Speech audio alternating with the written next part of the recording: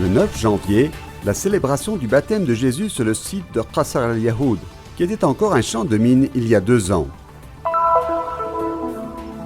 Depuis Bethléem, la présence et les œuvres des Carmélites déchaussés et l'histoire de la Sainte qui a contribué à la construction du Carmel. L'histoire de l'Ave Clemens, le chant qui ouvre chaque samedi soir la procession au flambeau autour de la basilique de l'Annonciation à Nazareth. La 2e édition du concours de chant pour les élèves des écoles Terra Sancta de Jérusalem et de Bethléem est en cours. Nouvelle vie pour les films de la Custodie de Terre Sainte grâce à la restauration effectuée en collaboration avec la Cinémathèque de Milan.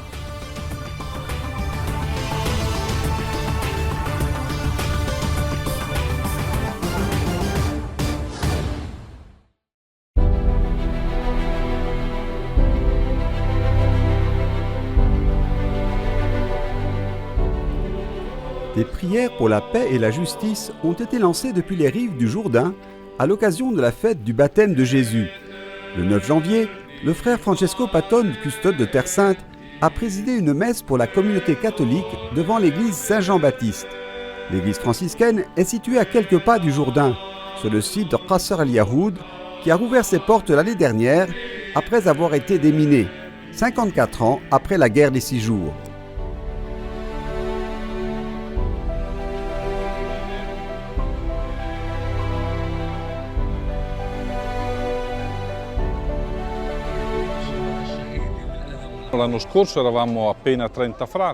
L'année dernière, nous n'étions que 30 prêtres.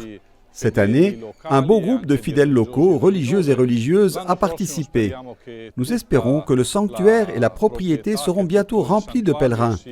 Nous espérons que l'année prochaine, le monde entier pourra venir ici pour célébrer le baptême de Jésus, se souvenir du baptême de Jésus et vivre cette expérience d'amour du Père de manière personnelle.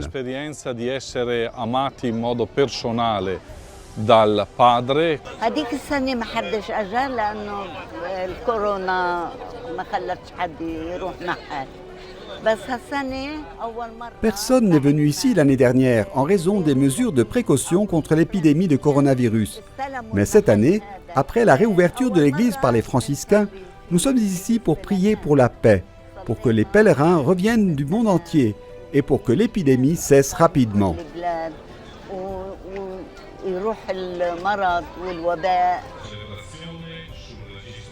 Le message de cette fête nous amène à encourager les gens à rester ici. Le père Mario Hachiti, curé des Latins de Jéricho, déclare « Nous devons rester, car le Christ s'est incarné ici, sur cette terre. » Malgré la nouvelle épidémie de Covid, 1 millier de personnes sont venues de Jéricho, Bethléem, Jérusalem et de Galilée.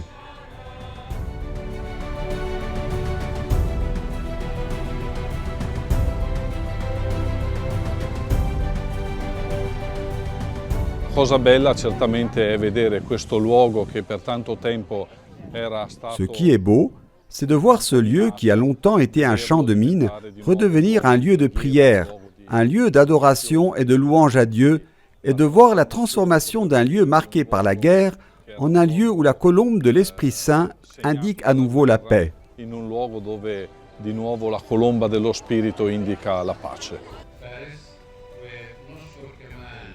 À la fin de la messe, le custode de Terre Sainte et les prêtres ont signé le registre de la messe, reliant à nouveau le passé et le présent, tournant la page de la guerre et des mines vers celle d'un avenir pacifique.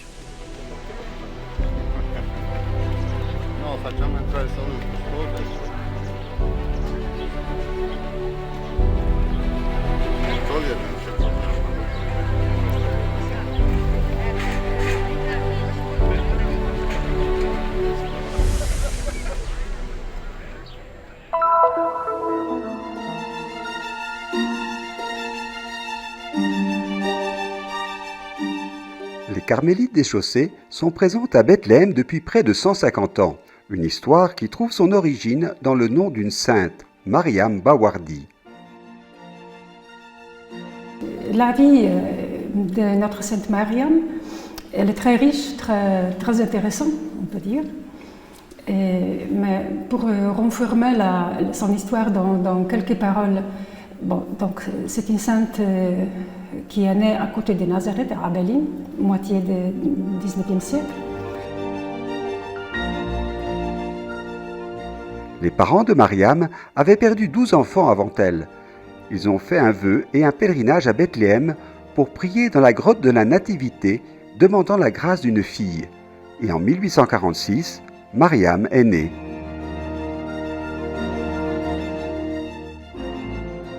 Orpheline à l'âge de 3 ans et après une enfance difficile, elle est admise en 1867 au Carmel de Pau, en France. Pendant son noviciat, elle prend le nom de Sœur Marie de Jésus crucifié. Après quelques années de son séjour à Pau, en France, et elle a la vision, un appel de faire la fondation à Bethléem. Entre-temps, il y avait aussi la fondation en Inde. Elle a passé 3 ans là-bas. Dès retour de l'Inde, elle a l'inspiration de faire la fondation ici. La sœur vient avec elle comme le groupe fondatrice en 1875. Myriam vit ici, Sainte Myriam vit ici seulement 3 ans. Elle est morte à l'âge de son 33 ans, pas terminé, en servant les ouvriers. Unique femme, unique personne des groupes fondateurs qui parlait l'arabe. Elle était censée, s'occuper de construction du monastère. Et la chose aussi très importante, et elle était morte en servant les ouvriers. Elle a tombé en portant l'or pour les ouvriers.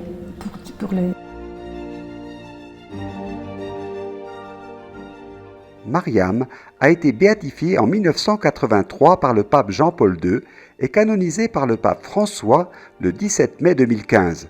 Sa chambre, sa robe et certains objets qu'elle utilisait sont conservés au Carmel de Bethléem. Et nous ne sommes pas indifférents à ce qui se passe au monde et dans notre ville. Dernièrement, malgré les murs, les grilles, on s'intéresse d'une manière ou l'autre de ça, qu'est-ce qui se passe.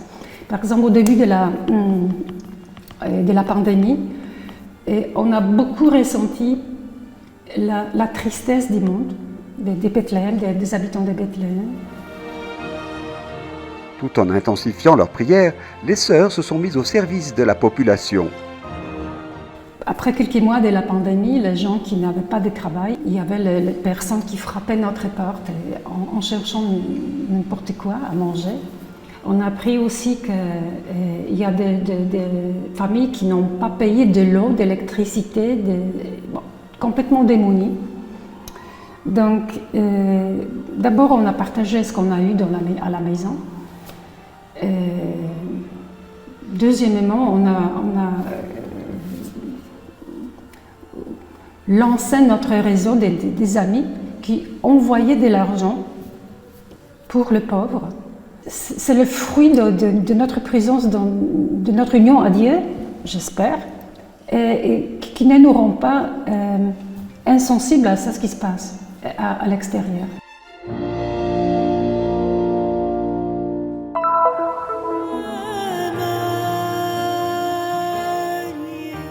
Chaque samedi soir, dans la basilique de l'Annonciation à Nazareth, résonne le chant de l'Ave Clemens, qui ouvre depuis des années la procession hebdomadaire au flambeau. Pour la chanteuse Rabab qui interprète la version arabe de cette chanson, ce texte est devenu sa prière à la Vierge. When I sing Ave Clemens, it's like a girl talking to her mother, and not just any mother. Quand je chante l'Ave Clemens, c'est comme si j'étais une petite fille qui parle à sa mère, mais pas n'importe quelle mère, à Marie, la mère de Jésus, la mère de tous, la mère du monde entier. Chaque fois que je chante l'Ave Clemens, je me vois projeté 2000 ans en arrière, partageant les paroles que l'ange a adressées à la Vierge lorsqu'il lui a annoncé qu'elle deviendrait la mère de Dieu.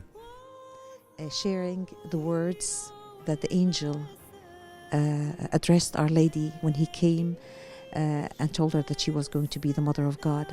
Le chant Ave Clemens parvient à exprimer toute la foi et les sentiments des personnes qui suivent la procession au flambeau dans la basilique, à l'endroit où Marie a reçu l'annonce de l'ange. La fiaccolata, la processione luminosa è il cuore. La procession au flambeau est le cœur de la liturgie de la basilique de l'Annonciation. Chaque samedi, nous avons la procession au flambeau. Les pèlerins et les chrétiens locaux viennent prier avec nous. Nous récitons le rosaire. C'est très beau, car c'est un moment d'église. Nous prions dans différentes langues, les chrétiens locaux prient en arabe. C'est un beau moment dans notre basilique. Cristiani anche locali preghiamo anche in lingua araba e così è un momento davvero bello della nostra basilica. Le recteur de la basilique de l'Annonciation nous parle aussi de l'histoire de la chanson Ave Clemens. È una composizione della metà del 200 e poi abbiamo tradotto anche dal latino all'arabo. Per questo abbiamo anche la traduzione in arabo, è molto bella e i cristiani. C'est une composition du milieu du XIIIe siècle en latin. Nous l'avons également traduite en arabe. C'est très beau et les chrétiens sentent vraiment la Sainte Vierge très proche d'eux. Nous pouvons dire la Mère de Dieu est vraiment proche de nous. La communauté catholique Shalom nous aide à animer les liturgies. La communauté New Life nous aide également, ainsi que d'autres chrétiens qui parlent différentes langues et aident les pèlerins qui viennent du monde entier à prier et à chanter. Anche loro in diverse lingue, aiutando i cristiani che sono qui, che sono nella fiaccolata, ma i pellegrini che passano da tutto il mondo a pregare e a cantare. Dans les paroles de la chanson, on trouve également une belle salutation des enfants à leur mère, la Vierge de Nazareth, dont ils demandent l'intercession. La versione italiana La version italienne de l'Ave Clemens dit « Je te salue, Mère toute de Dieu, Mère de tous les hommes, nous n'espérons qu'en toi.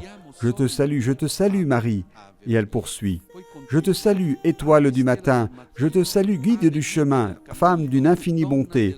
Je te salue Marie. Je te salue, servante du Seigneur, je te salue, source de l'amour.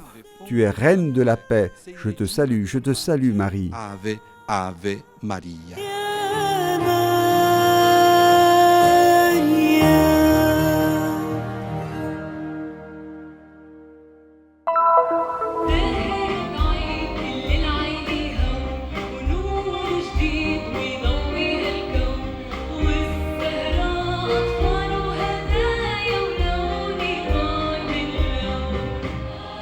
La phase finale du concours de chant La plus belle voix chrétienne est déjà commencée. Le concours, qui en est à sa 2e édition, est promu par la Fondation Jean-Paul II et la Mission pontificale de Jérusalem et est ouvert aux élèves des écoles chrétiennes de Jérusalem et de Bethléem. La demi-finale a eu lieu le 5 janvier dans le théâtre de l'école Terra Sancta à Bethléem.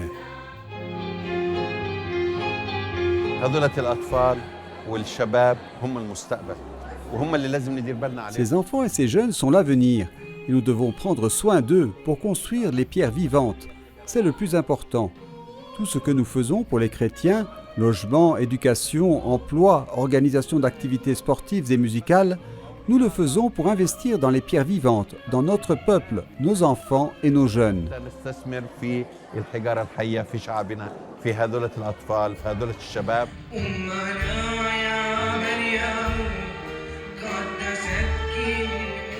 L'action des franciscains de la custodie de Terre Sainte est soutenue par la mission pontificale de Jérusalem. Ensemble, ils veulent répondre aux besoins des jeunes chrétiens de Terre Sainte et les aider à renforcer leur présence sur cette terre.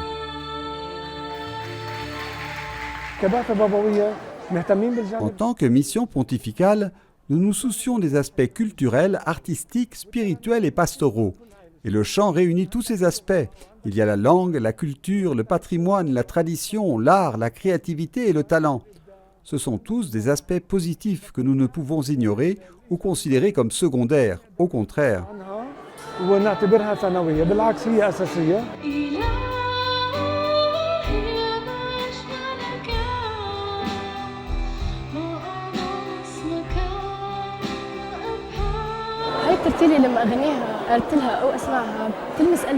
Quand je chante cet hymne, il fait vibrer mon cœur, car il montre la grandeur de Dieu et de toutes ses créatures.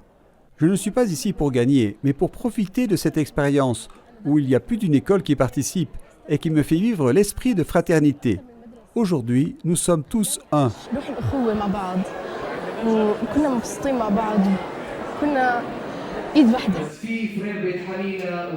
17 étudiants se sont qualifiés pour la phase finale du concours qui aura lieu en avril pour la première fois à Jérusalem.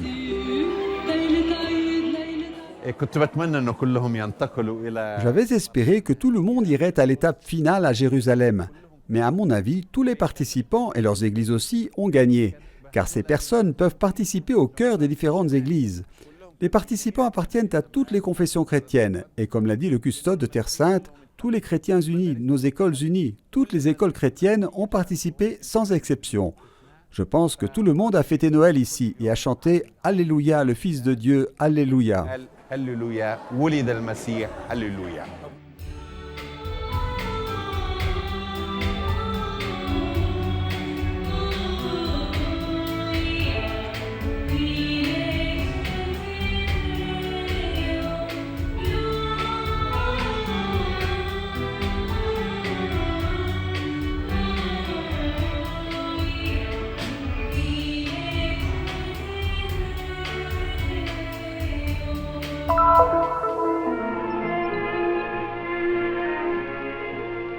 Voici à quoi ressemblait la Terre Sainte au milieu du siècle dernier.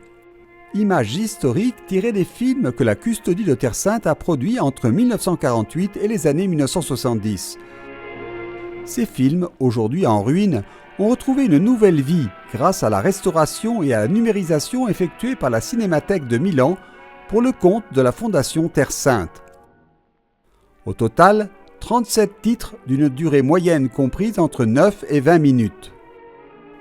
Noël à Bethléem, également disponible sur YouTube, nous ramène à Noël 1954, lorsque la ville était encore sous le contrôle de la Jordanie. Gli stessi musulmani offrono spontaneamente il loro entusiasmo e il loro servizio d'onore al bambino. Tutti oggi sono presi dal fascino del grande mistero. En revanche, les rituels et les traditions restent inchangés, comme le jeu de cornemuse, aujourd'hui confié aux scouts, l'entrée solennelle du patriarche et son accueil sur le parvis de la basilique de la Nativité, les salutations aux autorités et l'entrée dans la basilique en procession avec les frères. L'argente a stella dei latini segna il luogo dove fu posto quel neonato che commosse le stelle. Et aujourd'hui comme hier, après la messe du minuit, les frères descendent à la grotte de la Nativité pour y déposer l'enfant. Qui lo videro i pastori, qui lo rivelò la stella, qui fu adorato dai magi, qui gli angeli cantarono gloria nel più alto dei cieli. Croisé sans armes a été réalisé en 1955 avec du matériel professionnel et raconte l'histoire des franciscains en Terre Sainte. Ma un secolo non era trascorso dalla conquista del Santo Sepolcro che la potenza cristiana crollava per le discordie e le ambizioni dei principi. È allora che un uomo semplice, senza scorta e senza armi, ricco solo di fede e di entusiasmo, osa realizzare un antico sogno.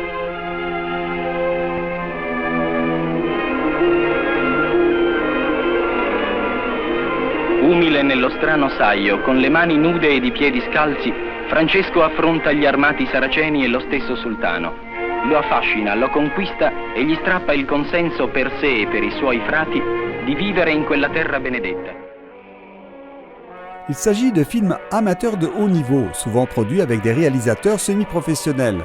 Initialement destinés à un public restreint, ils ont également été utilisés pour la catéchèse et la promotion de la Terre Sainte, contribuant à diffuser le message et la grâce des lieux saints.